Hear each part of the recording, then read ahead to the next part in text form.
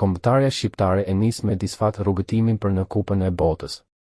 Kuqezin dhe Sylvinos janë mposhtur nga Anglia në Wembley me rezultatin 2-0 në ndeshjen e parë të kualifikueseve.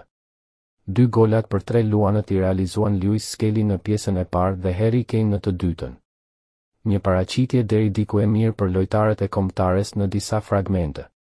Një prej episodeve më të rrezikshme ku Anglia ishte gati të shënonte me Kanein ishte Berat Gjimshiti, ai që shpëtoi mrekullisht portën e Shqipërisë. Sipas SofaScore mbrojtësi Atalanës u shpall lojtari më i mirë i Shqipërisë me notën 7.6.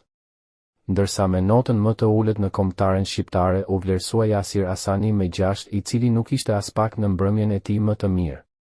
Ndërsa Ivan Balliu ishte i dyti më i dobëti me notën 6.2.